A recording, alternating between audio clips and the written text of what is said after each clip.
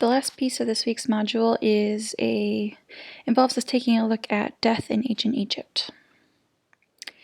So we've already come across this case study a few times throughout the course of the semester.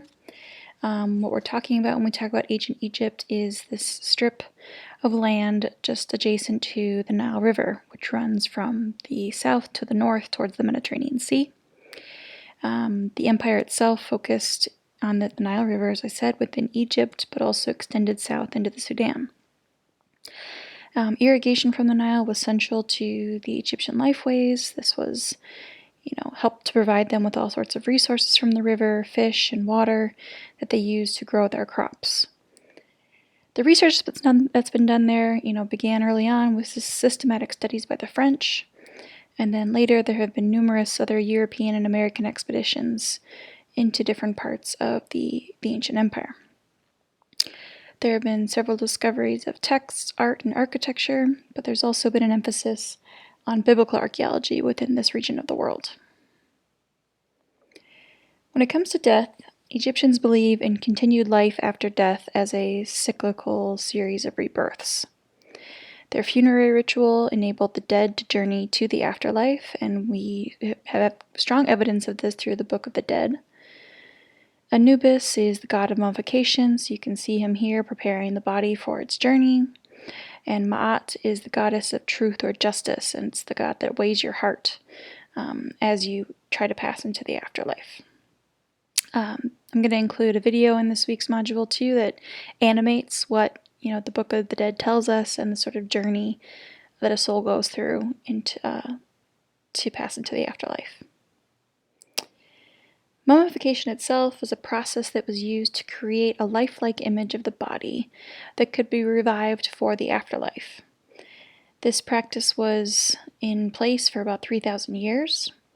Early on, mummification occurred through burial in the hot, dry sand beneath some sort of small structure.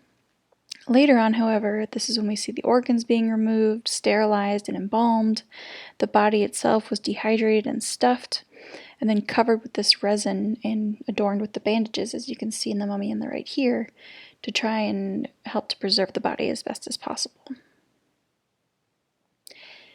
Thanks to the work of LYNN MESKELL, who's a professor of anthropology at Stanford University. She's worked at the site of DEIR MEDINA, and that's the focus for our exploration into ancient Egypt and this week's activity. This is a photo of the site. It dates from about 1550 to 1080 BCE. The site itself is a workman's village for the artisans who worked on the tombs in the Valley of the Kings. It dates from the 18th to the 20th dynasties of the New Kingdom.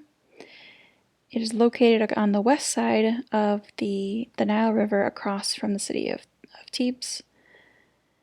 At its peak, there were about 68 houses that covered roughly 5,600 square meters. Now, what's significant about this site is that we have thousands of papyrus sheets that have been recovered there, going all the way back to excavations as early as the 1840s. From about 1922 to 1951, there was a major French archaeological project conducted there that essentially involved excavating the site in its entirety. Because of this, and because of the papyrus sheets, we have a really impressive record of instances of daily life. We see receipts from payment for work, transactions of sales, letters to family members and the dead, as well as love songs that people wrote to each other. The workers who lived here were considered to be middle class. In fact, they were given holidays and even had the opportunity to work on their own graves, their own tombs, when they weren't working on those of the royalty. So for your activity, I want you to read the chapter that I've included in this week's module by LYNN MESKELL.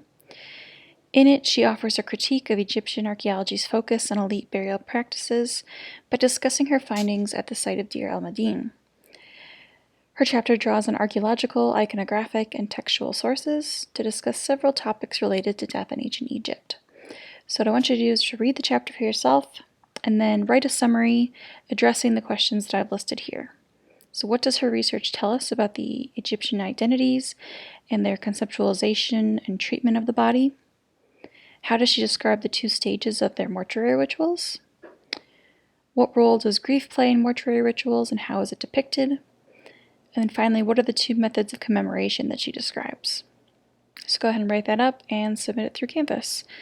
After this module is concluded, I'll post an expanded version of this PowerPoint that includes my own summarization of this case study.